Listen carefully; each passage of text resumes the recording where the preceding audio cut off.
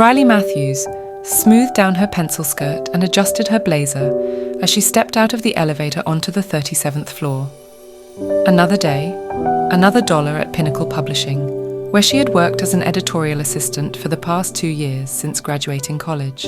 At 24, Riley was ambitious and hardworking, determined to climb the corporate ladder and make a name for herself in the cutthroat world of New York publishing. As she settled in at her desk and powered up her computer, Riley's co-worker and closest work friend Zoe rolled her chair over.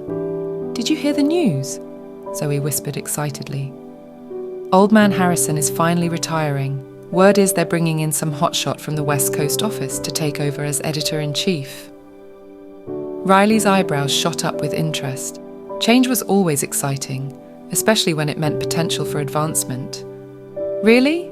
Do we know anything about the new boss yet?" Zoe shook her head. "Not much, just that it's a guy named Wyatt Blackwood. Apparently he's some kind of publishing prodigy, only 35, and he's already run 2 best-selling imprints." Before Riley could respond, a hush fell over the office as the elevator dinged. All heads turned to watch a tall, broad-shouldered man with artfully tousled dark hair stride purposefully into the office, followed by 2 assistants scrambling to keep up. Even from a distance, Riley could see that Wyatt Blackwood cut an impressive figure in his perfectly tailored charcoal suit. As he passed by her desk, Wyatt's piercing blue eyes briefly met Riley's warm brown ones. She felt an unexpected jolt, like touching a live wire, and quickly averted her gaze. "Get it together, Riley," she chided herself. "Here's your new boss, for crying out loud." The next few weeks were a whirlwind as Wyatt settled in and began implementing changes. He had a reputation as a hands-on leader who liked to be involved in all aspects of the publishing process. Riley found herself working more closely with him than she ever had with the previous editor-in-chief. She couldn't deny that she enjoyed the increased face time with Wyatt. He was brilliant and charismatic, with a dry wit that often caught her off guard and made her laugh. Riley found herself putting extra effort into her appearance on days she knew she'd be meeting with him, and she lived for the moments when she managed to impress him with her editorial instincts or industry knowledge. For his part, Wyatt seemed to seek out Riley's input more and more. He started assigning her to sit in on high-level meetings and giving her more responsibility. "You've got a good eye, Matthews," he told her one day after she'd caught a potentially disastrous error in a contract. "Keep this up, and you'll be running your own imprint before you know it." Riley glowed at the praise, trying to tamp down the little thrill that ran through her at his words. "This is just professional mentorship," she told herself firmly, "nothing more." But as the weeks turned to months, Riley found it harder and harder to maintain that professional distance. There was an undeniable chemistry between her and Wyatt, a spark that seemed to ignite whenever they were in the same room. She caught him watching her sometimes, when he thought she wasn't looking, his blue eyes dark with an emotion she couldn't quite name. Things came to a head at the company holiday party in December. Riley had agonized over her outfit, finally settling on a slinky emerald green dress that hugged her curves. When Wyatt saw her, his eyes widened, almost imperceptibly, before he quickly schooled his features back to neutrality. As the night wore on and the alcohol flowed freely, Riley found herself gravitating towards Wyatt. They fell into easy conversation, laughing and talking about everything from their favourite books to their most embarrassing publishing mishaps. Riley was acutely aware of how close they were standing, of the warmth radiating from Wyatt's body. "Want to get some air?" Wyatt asked suddenly, nodding towards the balcony. Riley nodded, following him outside into the crisp winter night. They stood in comfortable silence for a moment, looking out at the glittering New York skyline. "You look beautiful tonight, Riley," Wyatt said softly, turning to face her. "I mean, you always look beautiful, but tonight, wow." Riley's heart raced as she met his intense gaze. "Wyatt, Before she could finish her thought, Wyatt closed the distance between them and captured her lips in a searing kiss. Riley melted into him, all rational thought flying out the window as she wrapped her arms around his neck and kissed him back with equal fervour. It wasn't until they broke apart, both breathing heavily, that reality came crashing back down. "Oh God," Riley whispered, stepping back. "We can't. This is wrong. You're my boss." Wyatt ran a hand through his hair, looking conflicted. "I know. Believe me, I know how inappropriate this is. But Riley, I can't deny my feelings for you any longer. I've tried to fight it, but..." "We could both lose our jobs," Riley said, though she made no move to leave. "This could ruin everything I've worked for." "I know," Wyatt said again. He reached out to cup her cheek gently. "But I think you're worth the risk. If you want this too, we'll figure it out, together." Riley knew she should walk away. It was the smart thing to do, the responsible thing. But as she looked into Wyatt's eyes, she found herself nodding. "I want this," she whispered. "God help me, but I want this." Their lips met again, and Riley gave herself over to the kiss, pushing all thoughts of consequences to the back of her mind. The next few months were like something out of a dream, or perhaps a very alluring nightmare. Riley and Wyatt carried on a clandestine relationship, stealing moments alone whenever they could, lingering glances across conference room tables, accidental brushes of hands as they passed files back and forth, hushed conversations in supply closets that quickly turned heated. Riley had never felt so alive, so desired.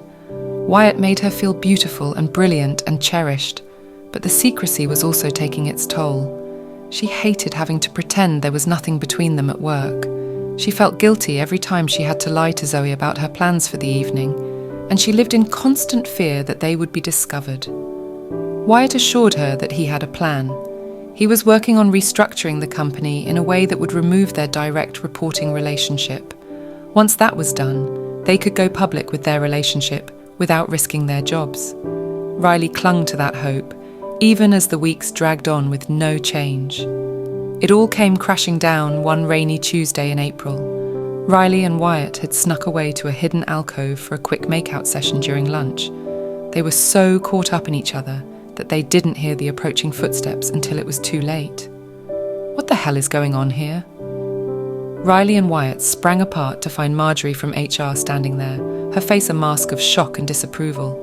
Riley's stomach dropped as she realised this was it. The moment they'd been dreading had finally arrived. The next few hours passed in a blur of meetings and stern lectures. By the end of the day, Riley found herself sitting in her apartment, staring numbly at the severance package in her hands. She'd been fired. Asked to resign was the official terminology, while Wyatt had been allowed to keep his job, albeit with a formal reprimand in his file.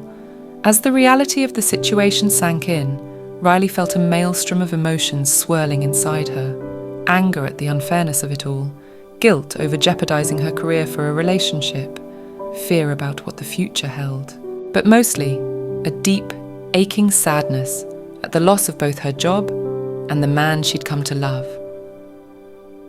Wyatt called her that night, his voice thick with emotion. "I'm so sorry, Riley. This is all my fault. I never meant for this to happen." "It's not just your fault," Riley said quietly. "I'm an adult. I made my own choices." There was a long pause before Wyatt spoke again. "I want to make this right. I'll resign too. We can be together openly now."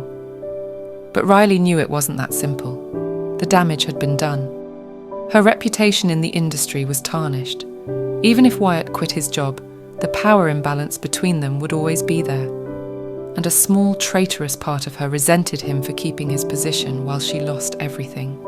I think we need some time apart," Riley said, her voice breaking, "to figure things out, to see who we are outside of this relationship." She could hear the pain in Wyatt's voice as he agreed. They said their goodbyes, both pretending this was just a temporary separation and not the beginning of the end. The weeks that followed were some of the darkest of Riley's life. She threw herself into job hunting, but quickly discovered that word of her indiscretion had spread through the tight-knit publishing world. Doors that would have once been open to her were now firmly closed. She thought often of Wyatt, wondering if he was as miserable as she was. Part of her wanted to call him, to fall back into the comfort of his arms. But she resisted the urge. She needed to find herself again, to remember who she was before Wyatt Blackwood turned her world upside down. Slowly but surely, Riley began to rebuild her life. She took on freelance editing work to pay the bills. She reconnected with old friends she'd neglected during her whirlwind romance. She even started writing again, something she hadn't done since college. As the months passed, Riley found herself thinking of Wyatt less and less. The pain of their separation dulled to a bittersweet ache. She still missed him, still wondered what might have been. But she also recognized that their relationship had been built on shaky ground from the start. It was nearly a year after their breakup when Riley ran into Wyatt at an industry event. Her heart skipped a beat when she saw him across the room, looking as handsome as ever in a navy suit. For a moment she considered turning and fleeing, but then Wyatt's eyes met hers, and she found herself walking towards him as if drawn by an invisible force. "Riley," he said softly when she reached him, "you look wonderful." "Thanks," she replied, surprised to find that her voice was steady. "You too. How have you been?" They fell into awkward small talk, dancing around the elephant in the room. Finally, Wyatt cut to the chase. "I missed you," he said. "I think about you all the time. I know I have no right to ask, but is there any chance?" Riley felt a familiar pull in her chest, the old desire to fall back into Wyatt's arms. But she also felt something else, a newfound strength and sense of self that she'd discovered in their time apart. "I missed you too," she said honestly, "and I'll always care about you. But Wyatt, I don't think we can go back. Too much has happened. We're different people now." She saw the flash of pain in his eyes, quickly masked, but to her surprise, she also saw understanding, and perhaps a hint of pride. "You're right," he said with a sad smile. "I'm proud of you, Riley, for landing on your feet, for not letting what happened define you. You're going to do great things, I know it." They talked for a while longer, catching up on each other's lives. When they finally said goodbye, Riley was surprised to find that she felt lighter, as if a weight she hadn't even realized she'd been carrying had been lifted. As she walked home that night, Riley reflected on how much her life had changed in the past year and a half. She'd experienced soaring highs and crushing lows. She'd lost a job she loved, and a man she thought she couldn't live without. But she'd also discovered a resilience and strength she never knew she possessed. Her forbidden relationship with Wyatt had nearly destroyed her, but it had also forced her to reevaluate her priorities, to fight for what she truly wanted in life. She was no longer the naive young woman who had been so easily swept off her feet by a charming boss. She was stronger now, wiser, more sure of herself and her worth. As she climbed the stairs to her apartment, Riley felt a sense of excitement bubbling up inside her. Tomorrow, she had a meeting with a small independent publisher about a potential job. It wasn't as prestigious as her position at Pinnacle had been, but it was a chance to start fresh, to build something new.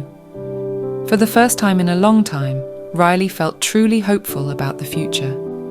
She didn't know exactly what it held, but she knew she was ready to face it head-on. Her relationship with Wyatt may have been a mistake, but it was a mistake that had ultimately led her to where she needed to be. As she got ready for bed that night, Riley caught sight of herself in the mirror. She saw a woman who had been knocked down, but had gotten back up stronger than ever. A woman who had learned from her mistakes and was ready to take on the world. "Here's to new beginnings," she said softly to her reflection, raising an imaginary glass in a toast. Tomorrow was a new day, full of possibilities, and Riley Matthews was ready for whatever it might bring.